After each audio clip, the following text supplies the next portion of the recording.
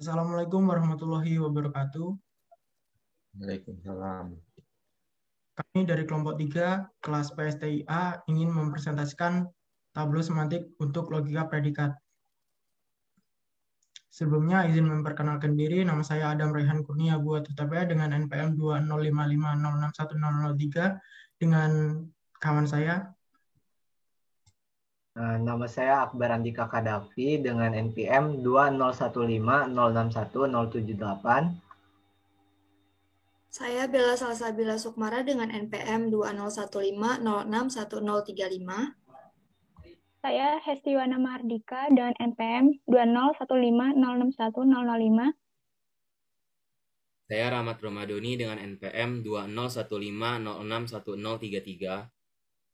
Saya Rizal Sampurna Jaya dengan NPM 2015061032. Untuk materi yang pertama akan dijelaskan oleh Hesti Yuwana Mahardika. Untuk Hesti Yuwana Mahardika dipersilakan. Baik, selanjutnya saya akan menjelaskan tentang logika predikat. Logika predikat merupakan pengembangan dari logika proposisional. Pengembangan tersebut ditandai dengan munculnya kuantor-kuantor yang mempresentasikan kata semua dan ada. Selanjutnya.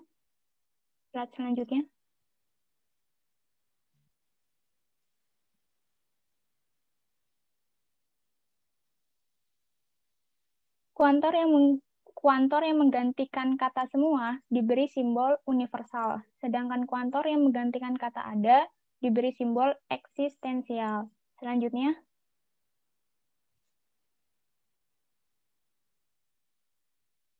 Slide selanjutnya. Sebagai contoh, perhatikan sebuah argumen yang memiliki premis-premis dan satu kesimpulan yang diubah menjadi ekspresi berbentuk logika predikat, misalnya pada argumen berikut. Premis ke-1. Semua gajah memiliki belalai, dapat diubah menjadi ekspresi logika universal X, GX, implikasi BX. Premis kedua, Bona seekor gajah dapat diubah menjadi ekspresi logika GB. Kesimpulan atau konklusi. Dengan demikian, Bona memiliki belalai dapat diubah menjadi ekspresi logika BB. Slide selanjutnya.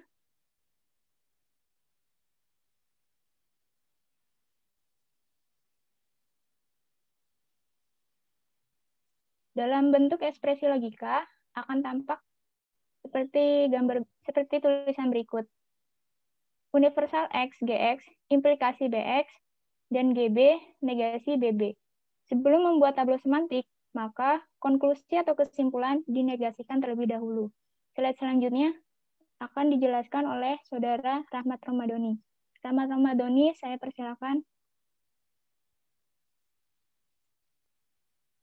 Baik, terima kasih. Selanjutnya adalah pembuktian validitas. Argumen yang sudah berbentuk ekspresi logika seperti yang sudah disampaikan oleh Hesti sebelumnya memerlukan pembuktian validitas. Pembuktian validitas ini bisa dilakukan dengan banyak cara, misalnya dengan beberapa metode, teknik, dan ada kalanya juga menggunakan sebuah sistem.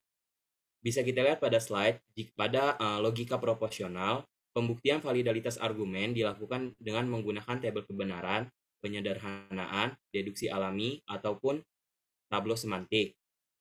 Misalnya menggunakan sistem Hilbert, sistem Lemon, dan sistem L, ataupun resolusi, logika aksiomatik, dan tableau semantik. Sedangkan pada logika predikat, pembuktian validitas argumennya ialah menggunakan resolusi, logika aksiomatik, ataupun tableau semantik. Baiklah, slide selanjutnya akan dijelaskan oleh Saudara Bella Salsabila.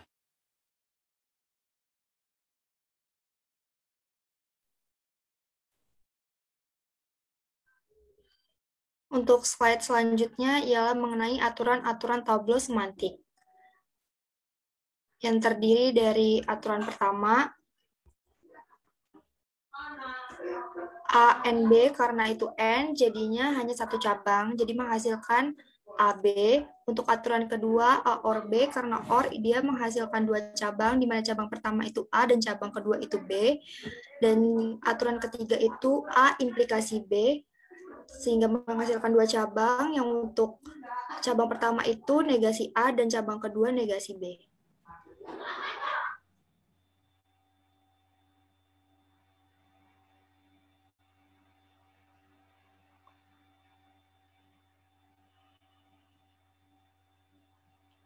Untuk aturan 4, itu terdapat A biimplikasi B dan mendapatkan hasilnya 2 cabang, yaitu cabang pertama adalah A dan B, dan cabang kedua adalah negasi A dan negasi B. Kemudian aturan 5, terdapat negasi A atau double negasi A dan menghasilkan 1 cabang, yaitu A. Kemudian aturan 6, yaitu negasi A dan B, dan menghasilkan 2 cabang, yang dimana 1 cabangnya itu adalah negasi A, dan cabang kedua adalah negasi B.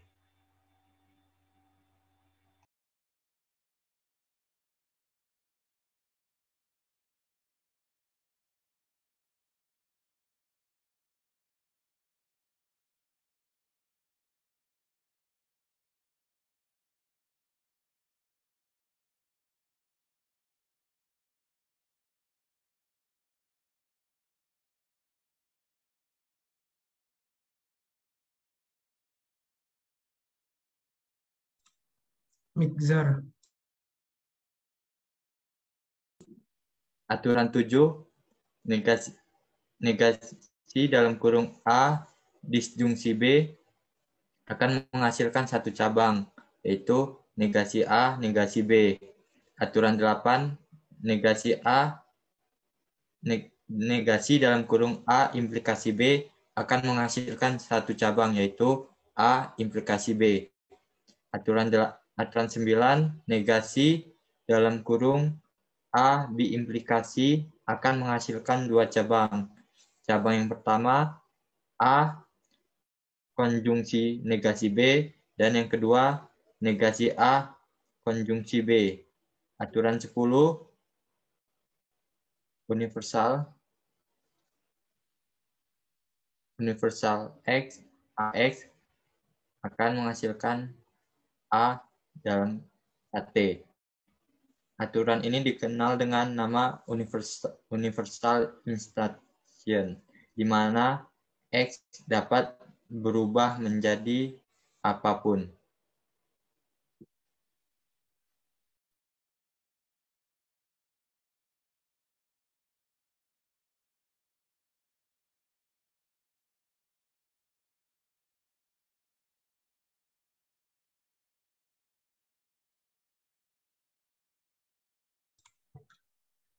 Aturan 11, ekstensial X, AX turunan AT. Aturan ini dikenal dengan nama ekstensial instantation atau EI.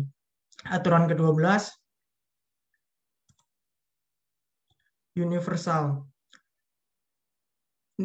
Aturan ke-12, negasi universal. Negasi universal X, AX turunan universal X, negasi AX. Aturan 13, negasi ekstensial. Negasi ekstensial X, AX turunan universal X, negasi AX. Aturan 14, inkonsistensi. Jika ada satu A dan negasi A pada suatu cabang, maka terjadi inkonsistensi pada cabang tersebut, dan cabang tersebut ditutup dan tidak bisa dikembangkan lagi.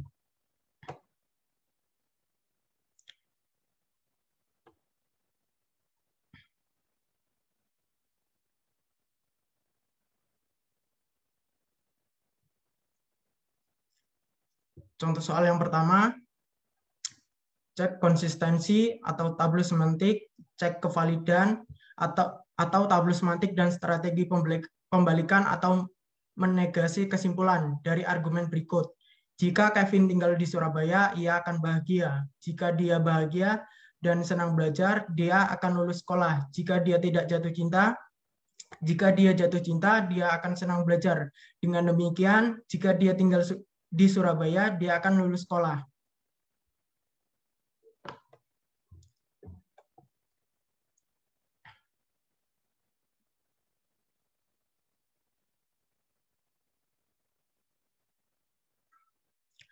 Dengan cara penyelesaian, misal A, Kevin tinggal di Surabaya, B, Kevin bahagia, C, Kevin senang belajar, D, Kevin lulus sekolah, E, Kevin jatuh cinta. Dengan ekspresi logika, A implikasi B.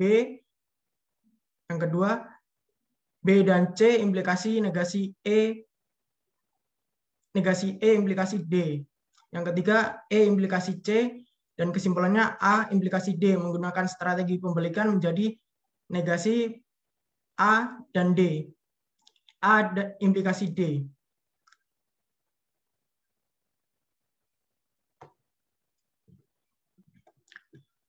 Untuk membuat tablonya, kita tulis kembali ekspresi logikanya. A implikasi B, B dan C implikasi negasi E implikasi D, E implikasi C, negasi A implikasi D, memiliki satu cabang turunan A dan negasi D, aturan 8 pada baris 4. Yang pertama, cabang pertama, negasi A dan B, yang negasi A tertutup, dan B mempunyai dua cabang, yaitu negasi E dan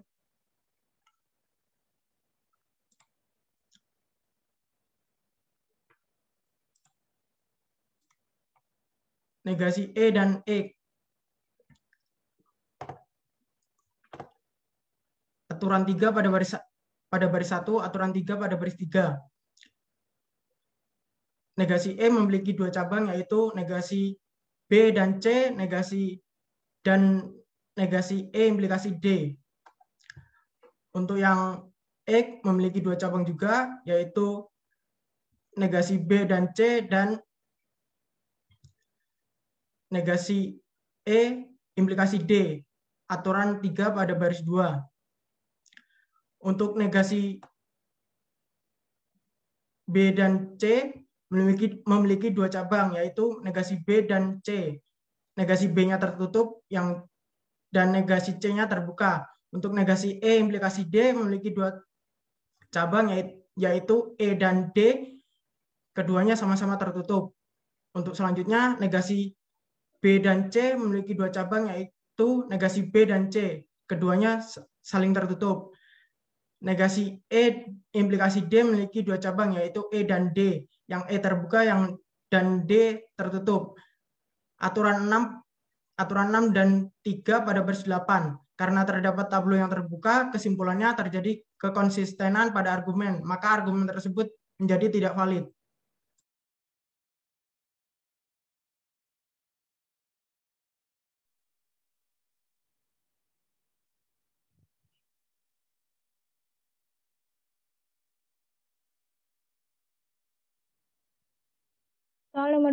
Soal nomor 2. Buktikan validitas argumen berikut. Premis ke-1, semua anak senang membantu orang tua. Premis kedua, setiap anak yang baik dan senang membantu orang tua akan menjadi orang sukses. Premis ketiga, Dodi merupakan anak yang baik. Konklusi atau kesimpulannya, dengan demikian, Dodi akan menjadi orang sukses. Untuk mencari ekspresi logika, terlebih dahulu kita harus mengetahui kuantor, kata kerja, dan individu yang digunakan. Sebagai contoh, pada premis ke-1, semua anak senang membantu orang tua. Kata anak dan membantu orang tua sebagai predikat yang merupakan bagian dari kata kerja. Selain itu, kata semua merupakan kuantor dari universal, sehingga bentuk ekspresi logikanya menjadi universal X, AX, implikasi MX. Pada premis kedua, setiap anak yang baik dan senang membantu orang tua akan menjadi orang sukses. Sebelumnya, diidentifikasi terlebih dahulu kata sifat atau kata kerjanya, yaitu yang pertama baik, dua membantu orang tua, dan ketiga adalah sukses. Ini adalah predikatnya, karena predikat itu kata sifat, kata kerja, atau penjelas suatu individu. Sedangkan pada premis kedua, individunya adalah anak. Karena kata anak ini belum jelas orangnya, maka disebut sebagai X. Selain itu, kata setiap merupakan kuantor dari universal, sehingga ekspresi logikanya menjadi universal X, BX, konjungsi MX, implikasi SX. Pada premis ketiga, Dodi merupakan anak yang baik, sehingga kata baik sebagai predikat yang merupakan bagian dari kata sifat atau kata kerja. Selain itu, kata anak sebagai individu, sehingga ekspresi logikanya yaitu AD, konjungsi BD. Alasan menggunakan konjungsi karena Dodi merupakan seorang anak dan memiliki sifat yang baik. Selanjutnya pada Selanjutnya pada konklusi, dengan demikian, Dodi akan menjadi orang sukses. Kata sukses menjadi predikat yang merupakan bagian dari kata kerja, dan Dodi sebagai individu, sehingga ekspresi logikanya menjadi SD. Slide selanjutnya.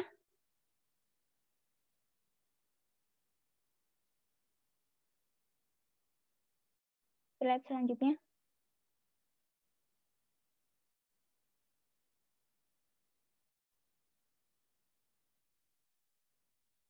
Tabel semantik dengan strategi pembalikan. Pada baris ke-1, 2, dan 3 merupakan ekspresi logika yang berdasarkan pada soal. Sedangkan pada baris ke-4, negasi SD merupakan kesimpulan yang dinegasikan. Selanjutnya kita instansiasi baris ketiga menjadi AD dan BD yang berdasarkan pada aturan 1. Pada baris ke-6, kata instansi baris 1 menjadi AD implikasi MD yang berdasarkan aturan 10. Selanjutnya kita instansiasi baris kedua menjadi BD konjungsi MD implikasi SD yang berdasarkan aturan 10. Selanjutnya menerapkan aturan tablo jika implikasi berarti menjadi 2 cabang. Pada baris ke-8, kita instansiasi baris ke-6 menjadi negasi AD dan MD yang berdasarkan aturan 5. Karena negasi AD bertemu AD pada baris ke-5, maka tertutup. Selanjutnya menerapkan aturan tablo jika implikasi berarti menjadi 2 cabang. Pada baris ke-9, kita instansiasi baris ke-7 menjadi negasi BD, konjungsi MD, dan SD yang berdasarkan pada aturan ke-5. Karena SD bertemu negasi SD pada baris ke-4, maka tertutup. Selanjutnya menerapkan aturan tablo jika implikasi berarti menjadi 2 cabang. Kemudian pada baris ke-10, kita instansiasi baris ke-9 menjadi negasi BD dan negasi MD yang berdasarkan pada aturan 3. Karena negasi BD bertemu BD pada baris ke-5, maka tertutup. Begitupun dengan negasi MD bertemu MD pada baris ke-8, maka tertutup. Sehingga dapat disimpulkan, karena semua cabang tertutup, maka argumen dinyatakan valid. Baik, untuk materi selanjutnya akan dijelaskan oleh Saudari Bella Salsabila. Bagi Saudara Bella Salsabila, saya persilakan. Terima kasih. Untuk selanjutnya, di sini saya memiliki contoh soal, di mana soalnya itu adalah buktikan konsistensi dari ekspresi universal X, universal Y. Jika fungsi R, X, Y, maka R, A, A. Untuk penyelesaiannya, kita negasikan dulu pernyataan dari soal itu, sehingga menjadi negasi dalam kurung universal X, universal Y, R, X, Y, R, A, A. Kemudian, karena di sini memiliki implikasi dengan negasi, maka nantinya akan menghasilkan 1 cabang, di mana dari pernyataan yang pertama ini, yang di sebelah kiri, karena ada negasi, di mana negasi dari negasi itu, negasinya akan hilang, sehingga menghasilkan universal X, universal Y, R, X, Y, dengan aturan 8 pada baris pertama. Untuk pernyataan ke-1 pada baris yang ada di kanan, ini RA, A, karena di depannya ada negasi, sehingga menjadi negasi R, A, A. Dan untuk pernyataan ketiga ini, dia sudah tidak dapat diuraikan lagi. Jadi kita uraikan pernyataan yang kedua. Karena di situ universal X bertemu dengan RX, maka RX itu X-nya bisa kita ganti menggunakan variabel apa saja. Di sini saya mengganti X menjadi A, sehingga menghasilkan universal Y, R, X-nya saya ganti A, Y. Dengan aturan 10 pada baris kedua. Kemudian pernyataan keempat ini saya uraikan kembali, di mana universal Y ini bertemu dengan RY, dan kembali saya ubah Y-nya ini menjadi A, sehingga menghasilkan pernyataan 5 RA, A dengan aturan 10 pada baris keempat. Jika kita lihat di sini terdapat ada kesamaan antara pernyataan 5 dengan 3, sehingga tabel somatik ini tertutup. Karena cabang tablosomatik ini tertutup, maka terbukti bahwa universal X, universal Y, jika fungsi Rx, Y, maka Ra, A itu konsisten. Sekian, terima kasih. Dan selanjutnya akan dilanjutkan oleh Rahmat Akbar. Baik, untuk soal keempat akan saya jelaskan, yaitu soalnya buktikan universal X negasi A, X implikasi negasi BX, implikasi BX, implikasi AX. Kemudian untuk langkah pertamanya, kita harus menegasikan kesimpulan pada argumen tersebut, yaitu hasilnya akan didapatkan pada baris pertama, yaitu negasi universal X, dalam kurung negasi AX, implikasi negasi BX, negasi AX. Kemudian kita gunakan aturan 12 pada baris ke-1, yaitu di mana universal kita ganti menjadi ekstensial, yaitu baris kedua, yaitu ekstensial X, negasi dalam kurung negasi AX, implikasi negasi BX, implikasi BX, implikasi AX. Kemudian kita gunakan aturan 11 pada baris kedua. Dan di mana baris kedua itu ekstensial X-nya itu kita hilangkan. Dan didapatkan hasilnya itu negasi dalam kurung negasi A, variabel A, implikasi negasi B, variabel A, implikasi B, variabel A, implikasi A, variabel A. Lalu kita gunakan aturan 8 pada baris ketiga, di mana kita mendapatkan dua hasilnya, yaitu pada baris keempat dan juga baris kelima. Yaitu untuk baris keempatnya adalah negasi A, variabel A, implikasi negasi B, variabel A. Kemudian pada baris kelima, negasi B, variabel A, implikasi A, variabel A. Lalu selanjutnya, kita gunakan aturan 8 pada baris kelima tersebut. Dan didapatkan dua lagi pada baris ke-6 dan baris ke-7 hasilnya. Untuk baris ke-6 yaitu didapatkan B variabel A, dan baris ke-7 didapatkan hasilnya negasi A variabel A. Lalu kita gunakan aturan 3 pada baris ke-4, di mana kita mendapatkan hasilnya yaitu memiliki dua cabang, di mana cabang pertama yaitu negasi A variabel A, kemudian cabang kedua yaitu negasi B variabel A.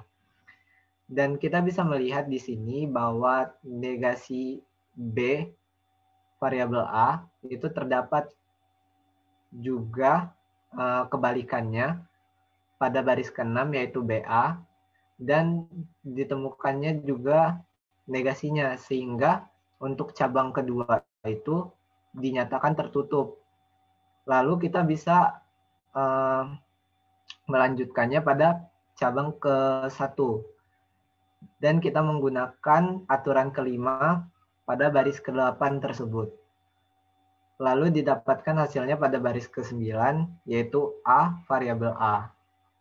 Dan kita bisa melihat juga di sini di baris ke-9 terdapat A variabel A, dan di baris ke-7 terdapat negasinya, yaitu negasi A variabel A. Maka ketika keduanya bertemu, maka untuk jalur tersebut maka tertutup. Dan karena cabang 1 dan cabang kedua itu tertutup, maka dinyatakan pada argumen tersebut itu valid atau terbukti. Untuk pembahasan selanjutnya akan dibahas oleh Rahmat Ramadhani. Kepada Rahmat Ramadhani, saya persilahkan.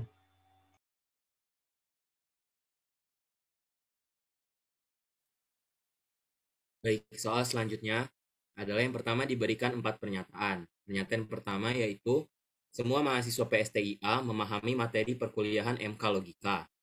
Pernyataan kedua yaitu setiap mahasiswa yang memahami materi dan memiliki tingkat kehadiran minimal 70% di MK Logika akan diperbolehkan mengikuti UAS.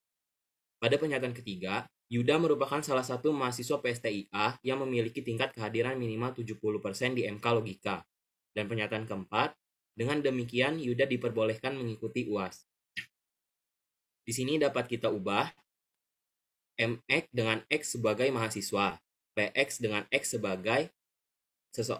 sebagai variabel yang memahami materi, HX sebagai X yang memiliki kehadiran minimal 70%.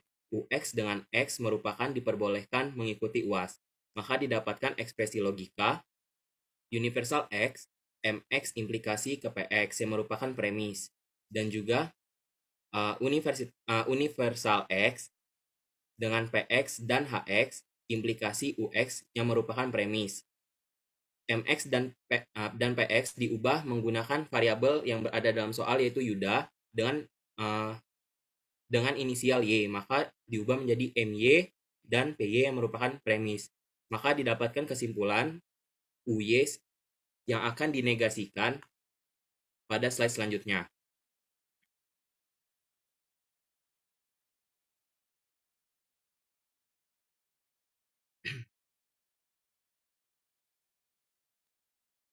Pada baris pertama, kedua, dan ketiga merupakan premis yang sebelumnya sudah dituliskan, yaitu universal X, MX, implikasi PX. Pada baris kedua, universal X, PX, dan HX, implikasi UX.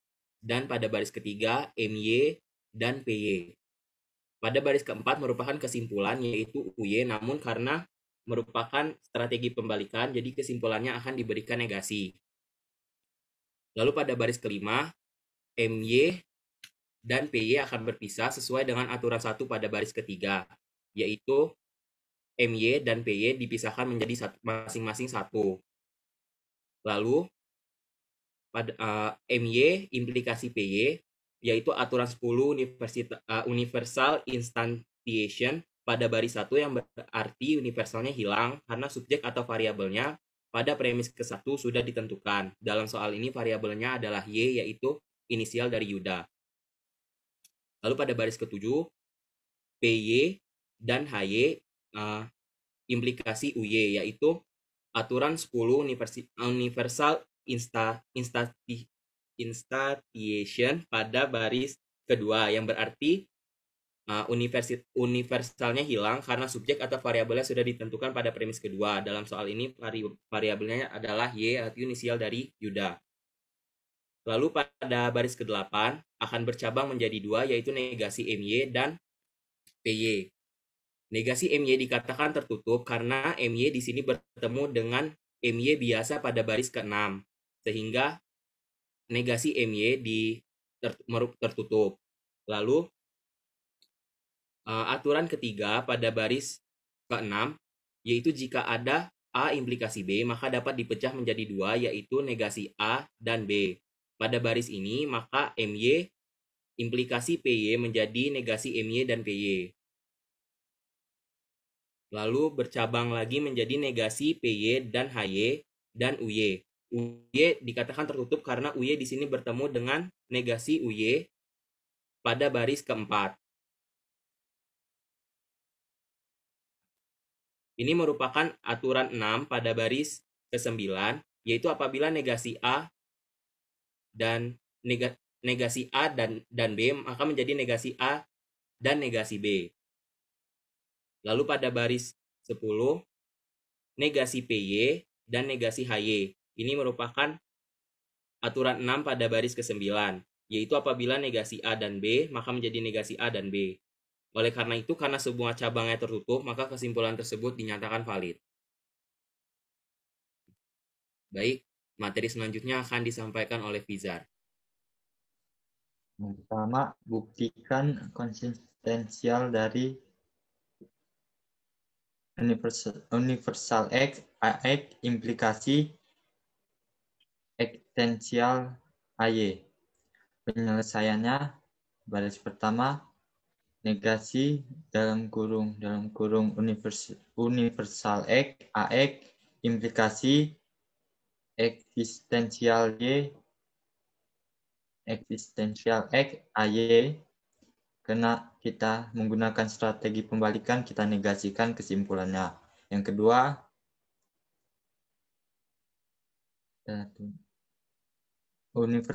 Universal X, AX, negasi, buka kurung, eksistensial Y, AY, aturan 8 pada baris 1. Baris 4, universal Y, negasi AY, aturan 13 pada baris pertama. Terus baris 5, negasi A, aturan 10 pada baris kedua. Baris 6, AA, aturan 10 pada baris 2.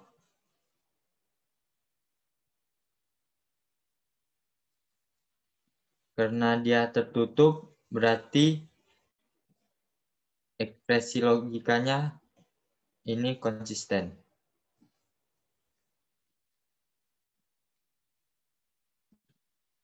Demikianlah presentasi kelompok kami.